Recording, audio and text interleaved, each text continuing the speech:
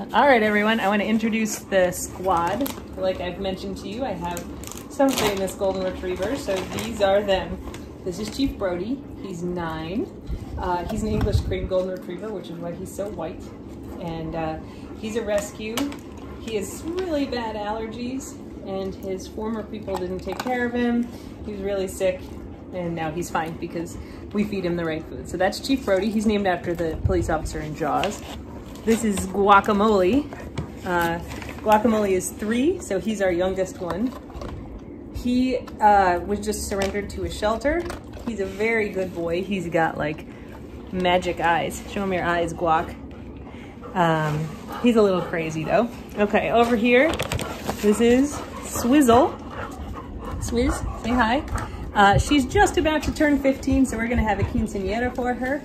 She was given up into rescue because her previous owner had dementia and forgot to feed both herself and her dogs. So Swizzle, who now weighs just under 60 pounds, weighed 25 pounds when she was rescued. She was starved for many years. Not really on purpose, but she loves her snacks. So that's Swizzle. Here is Hopper. Hi, Hops. She's named after Grace Hopper, amazing computer scientist.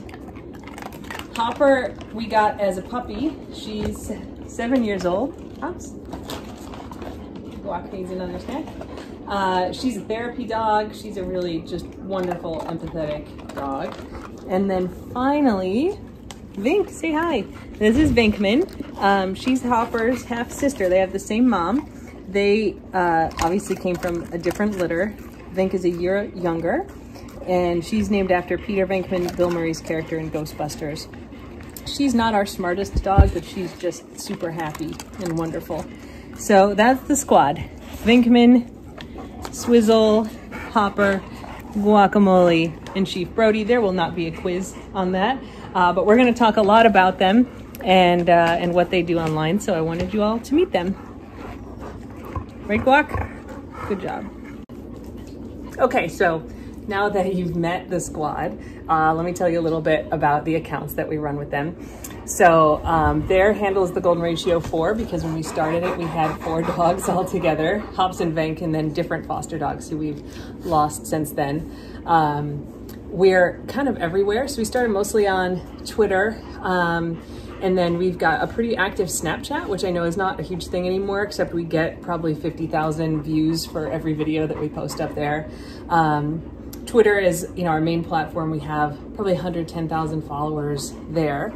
Much later we went to Instagram, but we get great engagement on Instagram. So we're closing in on 100,000 on Instagram. YouTube channel, where we basically mostly just post the videos from Snapchat. So we do kind of day in the life videos every day, dogs getting their food, getting snacks, weird stuff they're doing. And then we export those videos from Snapchat. So we have, I get at the camera there, Hops. 2 to 5 minute video every day. And we post that up on YouTube. We also post it on Twitter, which is, they're not quite as popular as the photos that we post, but people really like those. So we occasionally post other stuff on YouTube. We'll do live streams there sometimes, but I would say Twitter and Instagram are kind of our main thing. And then we're really active on Snapchat, even though the audience there is just necessarily smaller. It was a thing that I started in 2016 after the election, because I was angry. Everybody on the internet was angry, kind of regardless of which side you were on.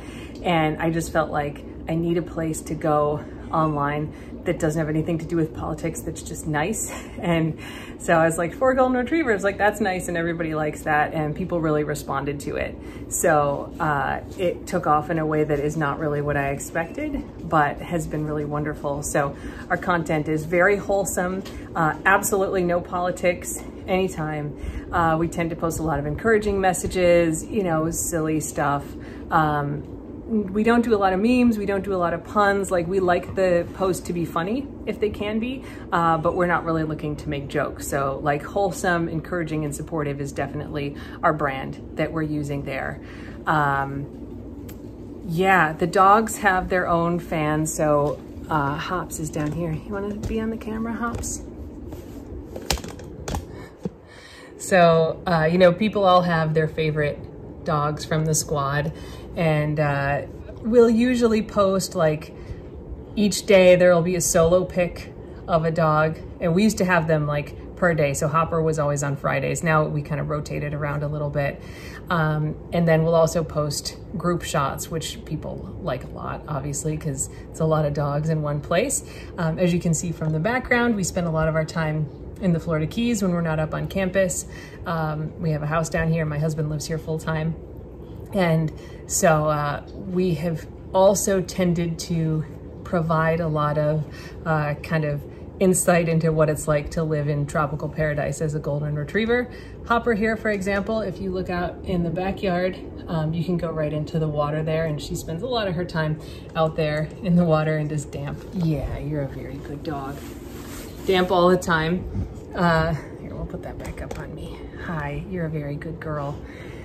So, so yeah, our fans like get to know us very well, and kind of what we're doing in life, what our day-to-day is like, because we're posting, you know, sometimes literally from bed. We'll wake up in the morning and put a video on Snapchat of the dogs if they're like trying to wake us up.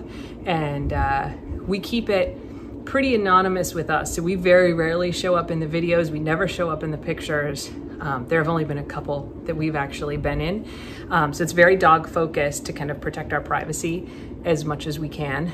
We don't give out our address. People do send presents and cards and stuff to the dogs and to us, but we have a PO box for that. So we do our best where we give a really authentic look into like what a day in the life of the dogs is like, without making it about kind of us as human beings and individuals, or, you know, spilling all of the secrets or difficulties of our life, if that makes sense. It took a long time to sort of cultivate that, yes. So the wholesomeness was always there, and then just, you know, how many staged pictures do we do, you know, where we make everybody line up and sit, versus snapshots, you know, how does that get composed, what sort of captions do we use? It's something that we're always playing with.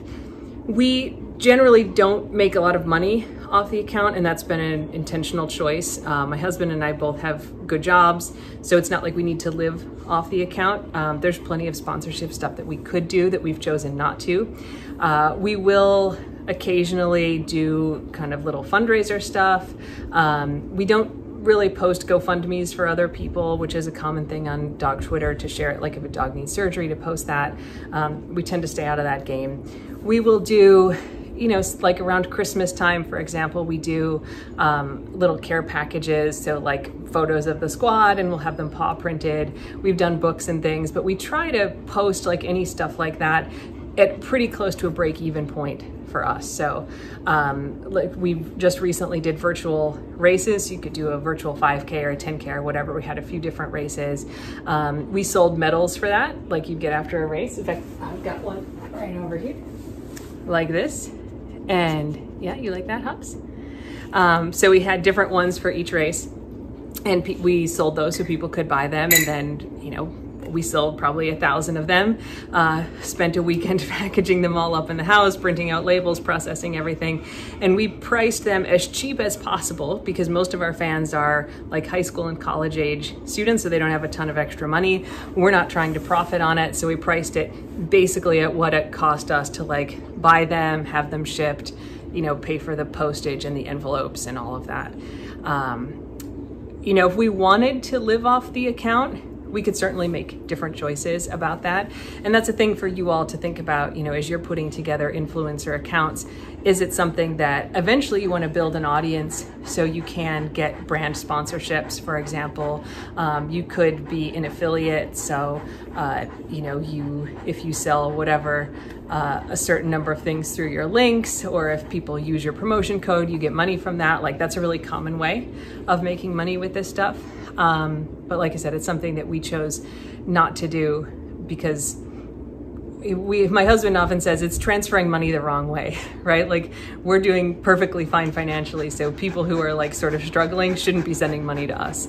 But yeah, so that's that end of it.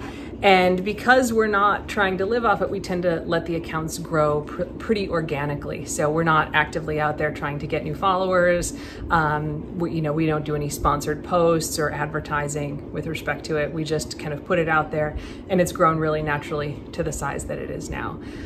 So I'm gonna be using the dogs, including Hops, down here, like just off camera, which is very on brand for her, to make it just a little difficult. So yeah, we're going to be using them in a bunch of examples that we do in class, because it's something where we can look at all the analytics, discuss the kind of things that are useful there.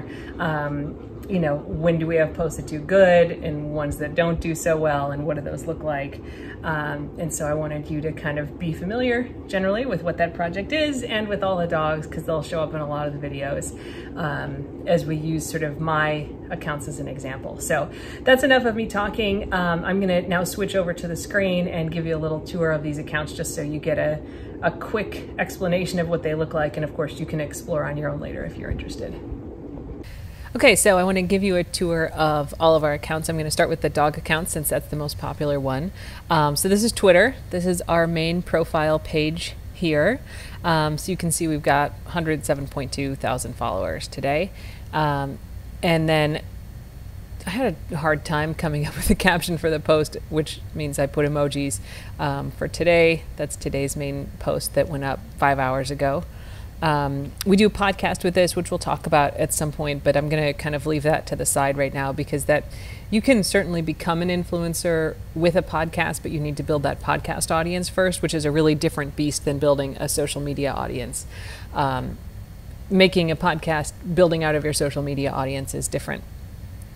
Okay, so here's an example when we post the video from our Snapchats every day. So that's our sort of day in the life, and we post that before bed each night. So this one from yesterday, Twitter limits you to 2 minutes and 20 seconds. And so when they're longer than that, this one was closer to 5 minutes, we link to the YouTube. And that post is just the same every day. So here's some example posts. So we have Brody, he needs to lose some weight. And so we've got a little project there. So that's a slight dad joke in that one. Here we do a series where we dress Vinkman up for different occupations. It's not every week, but usually once every week or two we'll have one. So this was Vink as a realtor. This does reveal one of the limitations of Twitter. This posted much better on Instagram because Twitter crops it weird. And so people who just see it retweeted don't actually see the fun part of it. You don't have control over where Twitter crops your images. This is another one from the same day, and so you can see we had pretty similar performance on those days. Another Snapchat video. So that kind of gives you a sense of the sort of content that we're posting. And then the group pics always tend to do really well because it's just a lot of dogs. We get a lot of comments and interaction, a lot of direct messages. Twitter, we have a lot of conversations, so I'll go through the notifications. I like pretty much every comment unless it's something explicitly that I dislike. I do a lot of interaction there. I respond to questions and contact on Twitter a lot. So we've worked really hard to build that community on Twitter, and it's a place that people can come to us, they can tweet at us, and pretty reliably get a response.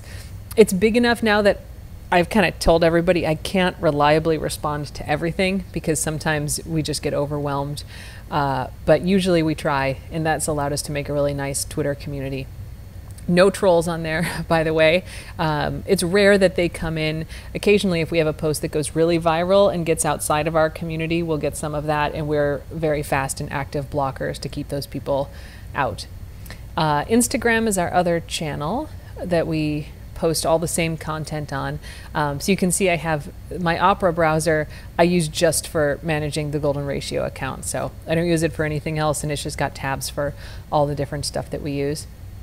So this is our Instagram profile. So we're closing in on 90,000 followers here, even though we started this much later. The pictures, since we're a visual account, they just present much better on Instagram, and we tend to get much better interaction. So for example, this post from today, On Twitter, where we have the bigger audience, we have 4,000 likes and 41 comments. On Instagram, we have 7,000 likes and 30 comments. And we tend to have that ratio, even though we have smaller follower base, a little smaller on Instagram, we have much higher engagement rates because the pictures just come across much better. And we try to make fun and encouraging and supportive comments or captions on the photos. But the photos themselves are the really attractive thing, which makes Instagram a better platform. I read most of the Instagram comments and like them. I don't do a lot of conversations on Instagram just because Instagram's not great for it. It's hard to really have a thread of conversation there. So I'll occasionally jump in and respond. I do respond to all the direct messages that I can manage here. And we tend not to have much on our Instagram story. And the only reason for that we stick with Snapchat is because when you export your Instagram story as like a whole video, it does it in some weird format that kills Twitter. Like Twitter can't parse it. And so if I ever figure out how to nicely get photos and videos from Instagram story to just export as a whole that Twitter can import, we'll probably abandon Snapchat for that. But you can see that the visuals here just present much nicer on Instagram. Just a couple process things while I'm talking through this, and we'll dive into this more in depth later. One of the tabs I have open here is Ifft. So this is an application, so it stands for if, then that, and it allows you to link together APIs. And so we've just got something here which you can see. If any new photo by the Golden Ratio is posted on Instagram, then post a tweet with the image to the Golden Ratio 4 on Twitter. So what that means is I post the photos once to Instagram here, and then if I don't do anything, it'll automatically run that little applet on Ifft. I can also trigger it myself, and then it takes that same picture and posts it to Twitter. So a lot of people have this problem where they have a Twitter and an Instagram and they try to cross post, and all it does is post a link on Twitter to the Instagram post, but you don't get the image. And so that will definitely drop your engagement. So here, this little applet from Ifft actually takes the image itself and cross posts it to Twitter. So that just cuts down on some of the work that I have to do. And then this is our Instagram channel over here. You can see pretty much everything we have are those daily snaps, the videos that we export from Snapchat. We did a commencement ceremony for the spring 2020 graduates since so many were canceled, so we have a bunch of versions of that. We read everybody's names, so we had 3,000 graduates, and that took a long time. But pretty much everything in here are the daily snaps, and if we go back far enough, we'll eventually hit some live streams that we did early in quarantine. Like that was something that we were doing when everyone kind of didn't know how to spend their time stuck at home. But it looks like it's been a while since we've had those. We occasionally will upload our podcasts here because YouTube will do an automated transcription of them. It's not very good, but we do have some hearing impaired people in our audience, and so we try to remember to put some of them up there so they can get a transcript that helps them follow along. So yeah, we're not using the YouTube channel for much other than these snaps, but we have a pretty decent audience for those videos on YouTube itself. So if we look real quickly at the statistics here, let's scroll back down a little bit just so we can see a few. So you can see some, like this first one here, and these have much higher engagement numbers than the others. And these are, if the videos are longer than 2 minutes and 20 seconds, then we can't post the whole video on Twitter, so we link over to YouTube. And then these ones with the smaller are videos that are shorter than 220. You can actually see that on the video previews over here. That's where we could post the full video on Twitter, so we don't link over.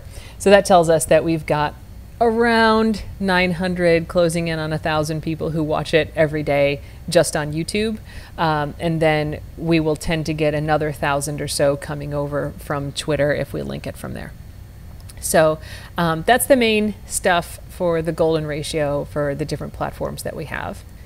Okay, and then though this will not be the focus of what I talk about, I do want to give you a tour of the running accounts. These are much smaller, but I have really good engagement on them, and sort of talk about some of the intricacies here. So I mentioned before, I'm an ultra runner, so that means I run races that are longer than marathons. They can be as short as a 50K, which is 31 miles. They can go very high, but I'm currently targeting 100-mile races, hopefully. We'll see, training for those. So anyway, I post about running on here. This account is a little bit different. It's still very wholesome. It tends to be more encouraging and supportive. So we definitely have that content on the Golden Ratio. But I try to just sort of show, like, here's the stuff I'm doing. You can totally do this. Like, I'm a very slow runner, but I can run 100 miles. Like, you can totally go out and start to run a 5K, and it doesn't matter how slow you are. Like, just go do it. So we're looking, you know, sort of for inspiration, but like with a lowercase I, right? Like, I'm not trying to be inspiring running person. I'm just trying to be like, here's what my life looks like as someone who runs this much.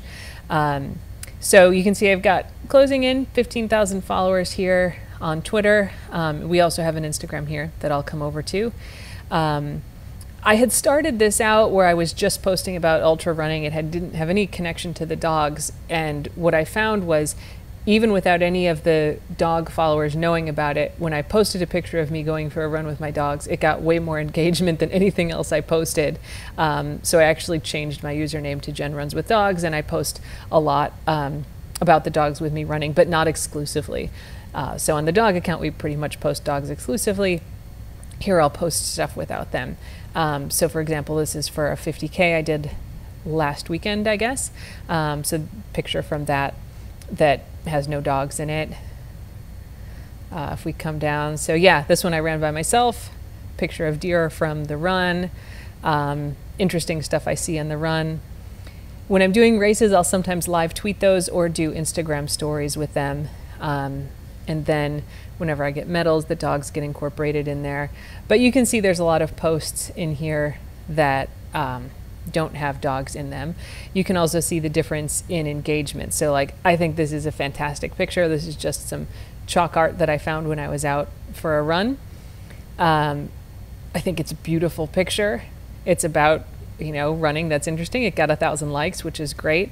Here's a picture of Hopper with a ball that I brought her. I bring her home tennis balls that I find when I'm running, and it has 2,500 likes. So a lot more likes when there's a dog picture than anything else. And that's pretty common that we get kind of double the likes if there's a dog, and sometimes, you know, up around 3,000. Where if it's not a dog, this is another really wonderful picture. It's got Venus in it. It's beautiful. It gets 1,000 likes. So people are definitely here for dog content, absolutely, which is fine. So I kind of allow myself to talk about whatever I want, focused on running, and know that, you know, a lot of people who are here just care about the dogs, and that's fine. So that's the Twitter profile. So we have 14.7 thousand there. Over on Instagram, let's update that because I think that's a little old. So 11.4, and again, this one is, I started later. It's growing faster, and we get really good engagement here. Again, because a lot of it is very visual, right? I like sharing the pictures. I also use the Instagram stories pretty extensively over here. So there's none up here right now because I haven't run today. But when I go out, I'll take little pictures and videos of interesting stuff I see, whether it's like mailboxes or signs like this. This is something that normally would go into my story. Same with this. So this was for a run I did in Key West, and you got this picture. I didn't have anything else to post as a picture for that run, so I put this up there. But normally pictures like this are things that would go into the Instagram story. So I kind of do a tour, especially when I'm out in the Keys, which is a really unique place that a lot of people don't get to see. Give people a tour of that. So those are the two platforms where I do this. And again, you can see I've got an Ifft tab up here. I do the same thing here as I do on the Golden Ratio account. So I'll just post the pictures and captions on Instagram, and then this will automatically cross-post them over onto Twitter, so I only have to post one time. I'm definitely more active on Twitter here, though. Again, I engage a little more with the audience on Twitter because the discussion is easier. And then I'll also just post about some other stuff that is hard on Instagram. So for example, on Instagram, you can't put links in your post. You can manage that sort of through your bio. A lot of people will do you can have one link in your bio, and they'll do that to a service that allows you to have a big list of links and images, but you can't just link to something in the text. And so Twitter makes it a lot easier to do that. So if I have stuff to share, I can do it much more easily on Twitter. So there's stuff that I'll post on Twitter that doesn't get cross-posted to Instagram, but the reverse is not true. Everything that goes on Instagram tends to end up over on Twitter. So that is a tour of those accounts. And like I said, the running one I'm not going to talk about a ton, except that our engagement's really good, right? We have like around 15,000 followers, and if we scroll down to look at some pictures that have been up for a while, when they have a dog in it, we'll get 2,000, 3,000 likes pretty commonly. This one obviously got a lot because it's got a lot of dogs in it. So, getting 20% engagement, 20% likes a lot of the time, and the engagement numbers are higher. We're going to do a whole class on analytics, but here we go. I have 15,000 followers. I had 21,000 engagements, so more engagements than followers, 60,000 impressions. I mean, that's a huge reach that normally you wouldn't have. Like, those are very impressive numbers. Which is not to brag, but just to show like the type of an audience that I have here is very engaged. If we were to look at those similar kinds of numbers on the golden ratio account, where we still have a very engaged audience, they're not going to be that impressive because it's so big. So if we get one that's been up for a little bit longer, just to make sure we've kind of maxed it out. So we have 100,000 followers. We've got 166,000 impressions. Again, that's still really good, but it's not the same magnitude of reach. And the engagements, 24,000. I mean, that's good. That's 25% engagement, but it's lower than the number of followers we have, where on the running account, I'll often get engagements that's bigger than my audience because they tend to get spread a lot. So yeah, there will be links to these in the descriptions. You have no obligation to look through them or follow them, but I'm going to be using both of these as examples throughout the course. So it's just to give you a feeling of what's there and to be familiar with what kind of stuff I'm posting.